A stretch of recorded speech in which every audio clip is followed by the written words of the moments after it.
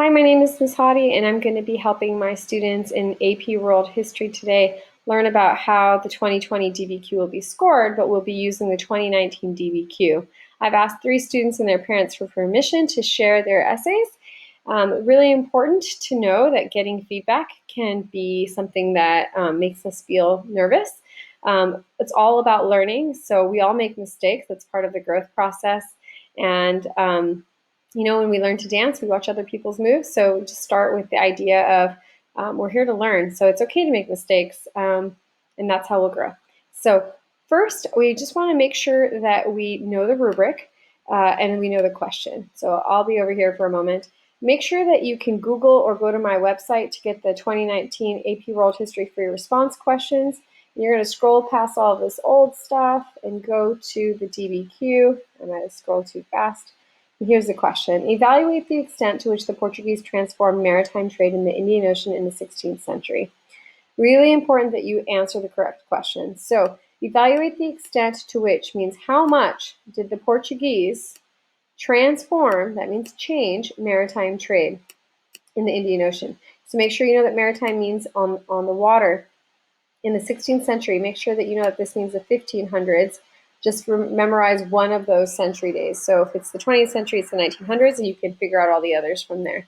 So this is asking you how much the Portuguese changed maritime trade. So you can say, well, they changed it in way A and way B, but not in way C. Or you can just say they changed it in way A, or they changed it in way A and B. It's obviously better the more complex thesis you have, and a more complex thesis would be more than one part, or you answer in more than one way.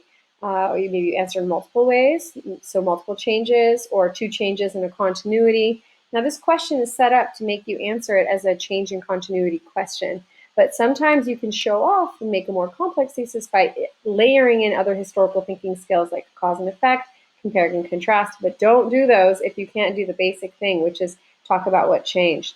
My advice is really think about what it was like before so that you can really specify how it changed. And then you had to use documents. Now there are a lot of documents here, document 1, 2, 3, 4, 5, whatever, all these different documents. On this year's AP test, there's only going to be 5. So when I look at the students' essays today, I'm going to use the 2020 rubric, not the 2019 rubric. But if you wanted to see how they scored it in 2019, you could just Google 2019 DBQ sample student responses. And I really encourage you guys to look at this because in case you misunderstood any of the documents, or didn't understand like what might count, here's a rubric that gives you examples of what could count, what wouldn't count. So really a first step would have been to look here because again, we learn to dance by watching other people dance. So you could see how did people use evidence to prove an argument, and go over this rubric. Okay, so I've gone over this rubric quite a few times, so I'm not going to go over it in this video, but you've seen it in other videos, the 2020 rubric. So again, you could simply just Google it. Now I'm going to start with whatever tab I have open. I actually don't know which one I have open. It looks like it's going to be Leo's. Leo is the first person to agree to letting me grade his essay, so I appreciate Leo. Thank you.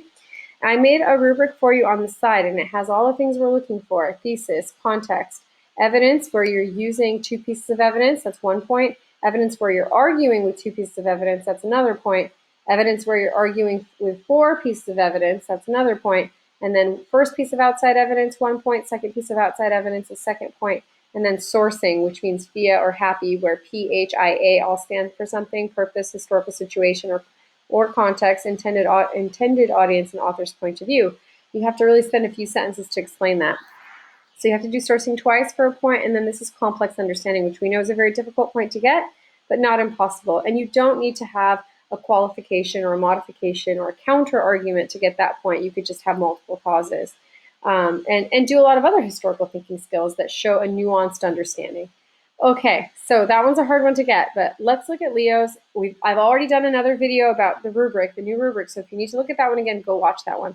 But let's look at how I grade Leo's. And this is out of a 10-point rubric, and I've already made some comments for him here. So let's take a look at it. You don't need to put a title on the AP test, you won't have time. And just so you know, I want you to not spell out 16th on the AP test, just write down the numbers. What I'm looking for in this introductory paragraph is the thesis. I'm looking for potentially historical context, but that's not like required, but a thesis and grouping. You can do those groupings of the documents in a separate sentence or multiple sentences, or you could do it like Leo's about to do. Throughout the 16th century, the Portuguese, this is misspelled here, would alter maritime trade in the Indian Ocean basin by establishing port cities, documents 1 and 6. So these documents support this idea, this change that is going to happen. Aggressively consolidating control of maritime trade, documents 4, 5, and 7, and removing Muslim merchants from the trading region, documents 2 and 3. So he has 1, 2, 3 things that he's going to try to prove. Okay, so he doesn't have like a counter argument, but he does have 3 ways, and so that makes his thesis more interesting. It definitely counts, and he's got his grouping sentences. The Indian Ocean basin was one of the largest centers of trade before the arrival of foreign expeditioners and merchants. Be careful here because foreign A is misspelled, and also who's foreign, right? There's lots of different foreigners according to whom, right? So it's a very cosmopolitan area. Make sure you're more specific than that. New technologies and innovations had introduced inventions that allowed for an even larger extent of travel to many states and oceans. It would be better if you gave us a specific example. This would probably count on the AP test because you're talking about Indian Ocean trade and technologies and that help facilitate that trade. But be careful. You want to give as much information as you can. Maybe mention the Arabs and the Indians that are, sailing on this ocean, what they're sailing with and for. One of the states who benefited from this was Portugal. His expansion to maritime trade saw them move towards the Indian Ocean and make their presence well known. Okay, so this is a little bit awkwardly worded, but he's already put his thesis here, so that's fine. But he has a nice grouping. I keep telling him to stay in the past tense because this is a history class, so make sure that you stay in the past tense. Now, when we get into his topic sentences, you'll see that he doesn't have groupings here. So his groupings are clear here. He needs to just bring them down. So for example, if he's talking about building port cities, he's got to say as seen in documents 1 and 6. And that's something that I tell him to do here. You're going to see him use his evidence very well to argue, especially by corroborating evidence from different documents. But I want him, and all of you, I want you to add more specific outside evidence to get the outside evidence points.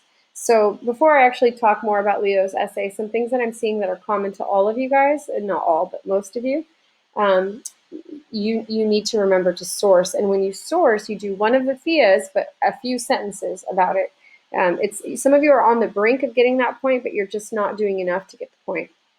So don't forget sourcing. Outside evidence. Outside evidence is distinct from context because it tends to be more specific. So since this essay is dealing with how something changed from Indian Ocean trade, talk about Indian Ocean trade. That could be specific evidence. You could talk about the specific things that the Portuguese were there to procure. Or, if they mention in the Portuguese competition with the Ottomans, you can mention the Portuguese competition also with the Safavids or whoever that you're going to mention. Okay, so let's pick back up with Leo's next paragraph. To begin, the Portuguese, again, this is misspelled. You've really got to watch this. Make sure everybody's proofreading their essays. Sometimes it really slows me down when I'm grading, and I really want to be able to give you my full attention, and it helps me if you guys can just proofread a little bit before you submit. Okay, to begin, the Portuguese transformed maritime trade by forcing states to allow them to build port cities, and we've already talked about that, seen in documents, blah, blah, blah. For instance, within document 1, the Portuguese have already built a port in Calicut, an essential trading city. On the account of a Muslim merchant, the establishment of a port city would potentially be harmful of the ruler of Calicut and lower its revenue. Due to the expansion of the Portuguese, again, I didn't catch all of them, but I fixed some of them. Make sure you fix these ones. This would change maritime trade by allowing more Portuguese activity and allow them to possess foreign merchandise.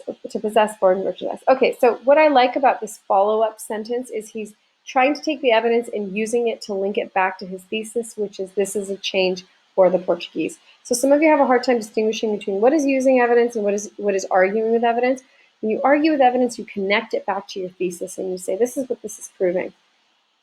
Now you're going to see him try to move into sourcing. However, the author's intentions are clear, as he himself is a Muslim merchant wishing to trade with Calicut, which a foreign presence would threaten his own business activity. This explains why he describes the foreign Portuguese as enemies or pirates. So good, he took a couple sentences to explain that sourcing. That's something that I really want you guys to work on, is explain how the point of view or the purpose or the author's intended audience or all of that, how it affects the document. So you have to say, this is why he says this, or this is why he emphasizes that. instead of just saying, this document's biased, right? Not that you guys would use that cool voice, but you want to say how it affects the document. Without a doubt, allowing the Portuguese to build a coastal port would ultimately alter the face of maritime trade, as they would establish more of a prominent role in it. Additionally, in document 6, so you see how he's linking the previous document with this document? That's corroborating the evidence. It's putting them in conversation with each other, and they really like to see that on the AP exam, where you say, this document is similar to the other document, or it contradicts the other document. So you need to do that. It is stated that the coastal ports of Goa and Cochin are important parts of maritime trade in southwestern India. The Portuguese, in controlling these, remember brought, we're writing about the past, a change in maritime trade as traders would have to adapt to foreign customs and trading customs when conducting business within these port cities. The responsibility of trade then would be in the hands of the Portuguese, including the spice trade in the Indian Ocean basin. Thus, the introduction of Portuguese ports in the Indian Ocean basin alters the maritime trade that takes place in the region. So I said, excellent arguing with the evidence. Maybe add additional outside evidence. Speaking of points you guys are missing, a lot of you guys are not taking the time to bring in outside evidence. So you're stopping just a sentence short of getting the sourcing point, and you're not bringing in outside evidence. That seems to be a common theme for most of your essays. Okay, I like this transition. Furthermore, the Portuguese campaign in consolidating control changed the face of trading in the Indian Ocean basin, as seen in documents, blah, blah, blah. Make sure you mention the documents, group them again. As seen in document 4, in a letter to the Ottoman Sultan, the ruler of Asa Sultanate describes that the Portuguese wait for merchant ships in waterway to raid and take their possession of cargo. He also goes into depth about how Muslim merchant ships are sunk when resisting capture by Portuguese ships, going as far as raiding Ottoman ships as well. Notice what he's not doing that I really like, which is he's not quoting. A lot of you are over quoting. When you quote, the person grading your essay is like, well, do you really know what it says? Because you're just quoting. So you have to take that quote and either shrink it down to like a one-word quote or two-word quote, or paraphrase it. So it shows that you know what that document is actually saying and that you understand it. You're not misunderstanding what's being said.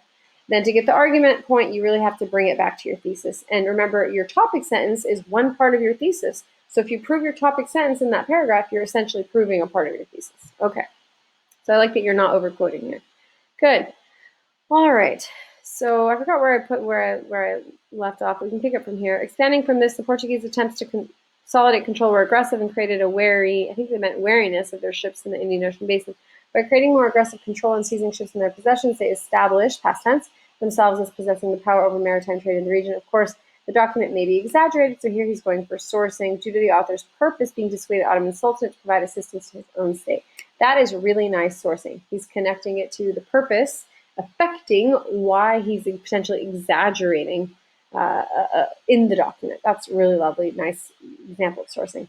Nonetheless, the document provides an idea of the aggressive tactics the Portuguese used to control maritime trade. Likewise, and again, I like how he's connecting one document to another to corroborate. Likewise, in document 5, Muslim religious scholar and historian Zainuddin Sagir discusses how the Portuguese required all ships conducting trade in the Indian Ocean basin to purchase a pass that allowed them to continue to trade freely. However, any ships not holding the pass would be seized or sunk, and in this way provide the Portuguese captured prisoners and profits from the seizing of merchandise. As a result, by implementing these passes as a regulation in the region, the Portuguese were able to increase their holding on the maritime trade in the Indian Ocean basin. And I said, hey, that's good. You're adding cause and effect. That's critical thinking. Good job. Corroborating always in the next sentence. Similarly, in document 7, it illustrates a visual of an inlaid box created in Gujarat, India, intended for export to Portugal. As seen in the image description, this displays the importance Portugal played in the Indian Ocean basin. It is clear to see that they consolidated control over the region's maritime trade, making it possible for them to receive a direct import from India. So again, he's taking the evidence and explaining how it's changing things. That is using the evidence to argue.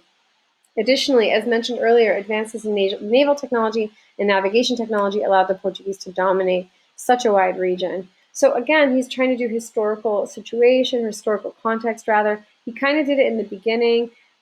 For me, it's enough. It might be enough on the AP test. It might not be. What it doesn't count as is outside evidence, because outside evidence needs to be slightly more specific. Now, it depends on the year. The rubric changes every year. So maybe this, if it's kind of like a weaker writing year where the kids are not doing this particular thing well, they might say, give it to them if they just mentioned naval technology.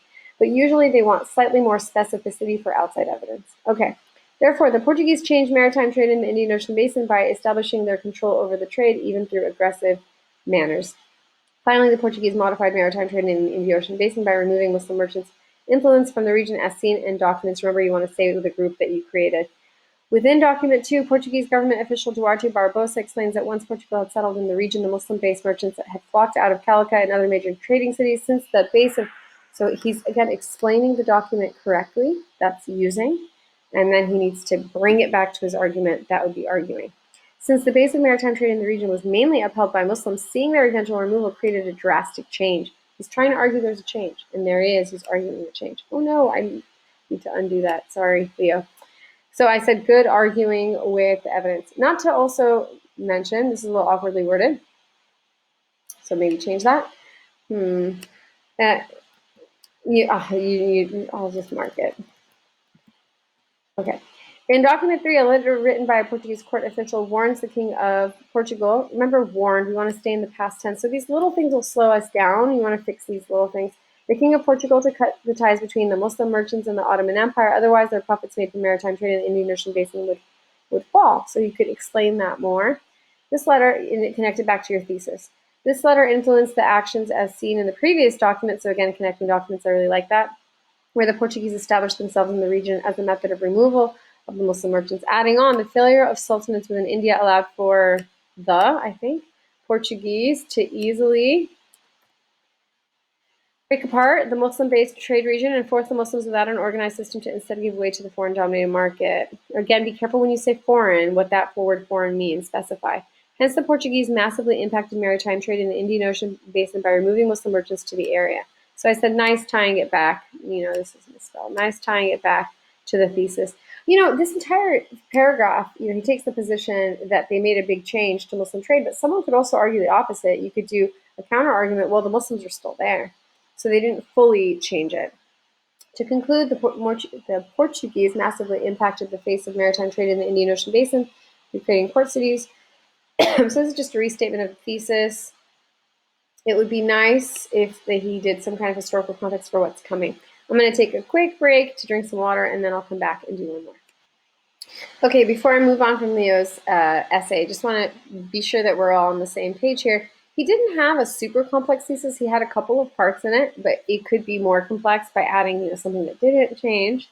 But he does have a thesis. It has multiple parts. I gave him credit for context, although he could have added more explanation, further elaboration. I thought he did a really good job using evidence. We're using the 2020 rubric, not the 2019, so we can practice with it. He used 2 pieces of evidence, so he gets a point. He argued with 2 pieces of evidence, so he gets another point. He argued with 4 pieces of evidence, so that's another point. He did a great job with evidence. The problem that's missing here is outside evidence. Outside evidence, you need to use specific evidence that helps you prove your thesis. So again, you could talk about from the book, Alfonso de Albuquerque, the architect of the safe conduct passes that the Portuguese were using. Something like that, something specific would help you. Or what spices they were trading in, any of that. And if you were lost for examples, you could go to the actual sample and it would tell you, hey guys, here's some evidence beyond the documents you could have mentioned. And it tells you right here some examples. And then you could look up in the book to find out more about it. Now, of course, on the AP test, you won't have that luxury, but this right now we're just practicing, so it's okay. All right, so we really all need to work on outside evidence. Sourcing, I thought he did a great job with sourcing. With sourcing, the trick is to not stop too early. Like you start by saying, oh, well, this person's affected because he's a Muslim, but you've got to explain how that then affects the document. Or this person is a merchant, and then explain how that purpose affects the document. Always explain how it affects the document. That's the missing link there. And then complex understanding I didn't give him because it was a multi-part thesis. If he had done sourcing a bunch of times really well and had outside evidence and the whole totality of the essay was wonderful, maybe I would give him that point. Or even if he had like a paragraph that was a counter argument, I could give him that point. Or if he combined his analysis of change with an analysis of anything else, like he also did similarities and differences between places, or did any other historical thinking skill, like the cause of the change. So, we have 3 main thinking skills. We have, we'll also kind of count context, but usually we think of changing continuity, similarities and differences, so compare, contrast, and cause and effect. That's called causation. So you want to use those historical thinking skills. You can also make connections to different times and different places. There are other ways to get the complex understanding point, but those are the go-to ones. So thank you, Leo, for letting us use your essay. I appreciate you. And now we're going to move on to Ashley's. So Ashlie, thank you as well. Ashlie wrote, they all are great essays because they're all going to help us learn. We're all going to get better. But let's look at Ashley's. Her thesis is really strong. In the 16th century, European powers increasingly sought ways to improve their economy and strengthen their power politically. So I can tell she's trying to work up to a historical context. Due to Portugal's advanced naval technology, like lateen sails. So in this case, she's about to do historical context. If she gets it here, and then she gets it somewhere else, then that lateen sails might be, so we want to think of the specificity as potentially being used for the outside evidence point. Now, it might not be either. It needs to be tied to the argument, but we want to pay attention to specificity. I'm guessing that I think I gave her credit for this for context, because she's talking about what set Portugal up to get into the space of trading. Their advanced naval technology, like lateen sails, the country had the ability to travel around the southern tip of Africa, called the Cape of Good Hope, to find its way into the Indian Ocean and trade spices with foreign countries. Prior to their arrival and dominance, I love this. I love that she's saying what it was like before, right? And then that really helps make it clear what the change is. It's kind of like you're saying somebody dyed their hair. Well, it helps to paint the picture if you say, well, they were blonde before and now they're a brunette. So you can see the difference. So she's saying prior to their arrival and dominance, Muslim merchants held high prominence in the trading world. As the Portuguese established trading ports in India, they transformed maritime trade, this is misspelled, maritime trade in the Indian Ocean by replacing the Muslim merchants and placing trade regulations on non-Portuguese ships, as demonstrated in documents 1, 2, 4, and 5. And however, they did not successfully control all of the trade, since they continued to experience resistance from local merchants and empires in documents 6 and 3. This is a beautiful thesis because it has two parts in the beginning, and then it has a counter argument. So she's got, part 1 and 2. Well, actually, she's grouping them all together. That they transformed maritime trade by replacing Muslim merchants and putting trade regulations on them. So she's putting that all in one group, and then she has her counter argument group. I really like her grouping sentences. And then notice how beautiful her topic sentence is. In her topic sentence, it's part of her thesis, and it also has the documents that she's going to be using to prove that part of her thesis in that paragraph. To begin, documents 1 and 2 both emphasize how the Portuguese displaced Muslim dominance in the Indian Ocean trade networks. In document 1, Muslim merchants wrote to the Calicut Hindu ruler to warn him of the true intentions of his new Portuguese traders that they called pirates. The Portuguese's growing presence began to threaten the Muslim subjects, for the strangers received far more favor than the Muslims, the ruler's faithful subjects. So here she's using evidence, and she's using it correctly. But what puts her in the arguing category is the next sentence. This shows the Portuguese rising in power while the Muslims changed to a lower status. It seems very simple, but explaining how it proves your thesis, and since your topic sentence is part of your thesis, therefore proves your thesis. So if you prove your topic sentence, you're proving your thesis. You're supporting your thesis. This is something I taught you guys in 9th grade, to always say this shows or this proves. It's a very simple writing style. It's kind of cheesy, but it works. It can help you. All right, so this shows the Portuguese rising in power while the Muslims changed to a lower status. Additionally, so nice transitions, Duarte Barbosa, a Portuguese government official in document 2, so she's connecting one document to another. I like that. Made the observation of how the Muslims would have prospered in Calicut if the Portuguese never discovered the Indian Ocean and interfered. This means, so again, always saying this shows, this means, bringing it back to your larger argument. The Portuguese affected the Muslims' dominance in trade by preventing them from growing larger. In fact, since the author in this travel narrative is Portuguese, he boasts about his country's achievements, which in this case is the displacement of the Muslims' hold on Malabar, showing that he's biased against the Muslims. That's a little problematic for me, but it's enough to get the sourcing point. I would stay away from the word bias and just explain, use a different word. Sometimes I feel like bias could be appropriate, but sometimes it's when you're kind of forced to explain, what do I mean by biased? It really forces you to show that you understand how the document's being affected by his Portuguese point of view. As a Portuguese person, he would be elated to displace the Muslims' control in this region and might feel a sense of pride by doing so. It just sometimes forces you to elaborate a little bit more, but she is remembering to source.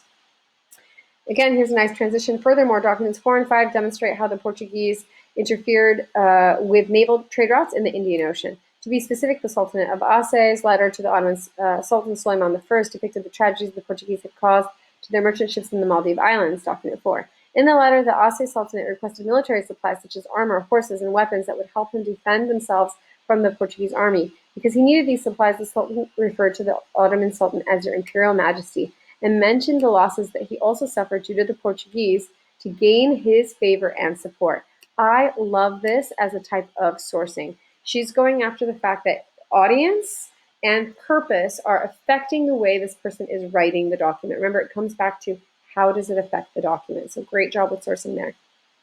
And again, she's going to argue with the evidence. I don't like how much she's quoting. Just paraphrase it. Too much quoting. This shows how much Portuguese forces who used to stop and take possession of the cargoes negatively affected foreign countries. So again, she's using it to argue. Adding on, Zainuddin Makhdoom al-Saghir, a Muslim religious scholar and historian from Calicut, stressed the situation in southern India where the Portuguese demanded that all non-Portuguese ships possess a safe conduct pass to establish their control in document 5. This shows, so you guys are starting to pick up on how she's taking what she is accurately describing it and then connecting it to her thesis. That the Muslims were no longer dominant, unlike the Portuguese, because the Portuguese have the military and economic, never say economical, that's like going to someplace that's a discount place like Walmart or something to get a good deal. Economic refers to the economy. Okay, so the correct word is economic. Economic ability to seize the cargo and crew of any ship that did not have a pass. Unlike the Portuguese, the Muslims did not possess enough strength to retain or regain their power in the Indian Ocean. Okay, so here my issue is, this would be a perfect paragraph to bring in outside evidence, and there is none. So remember, Alfonso de Albuquerque is our easy go-to one. He's the architect of the safe conduct passes, and you know that name. It's in your book. So if you've forgotten that chapter, while we're still practicing, go to that chapter and see what you can add that might help you. So again, so far in her rubric, she's got a thesis, she's got context, she's using all the evidence. We're just going to get another evidence point here soon for document 6 and 3. But I'm not seeing any outside evidence. And the sourcing, she's doing really well with. And you'll see that she'll also get complex understanding. It is possible to get complex understanding and miss other points. So don't worry, you can still get complex understanding if you missed a previous point.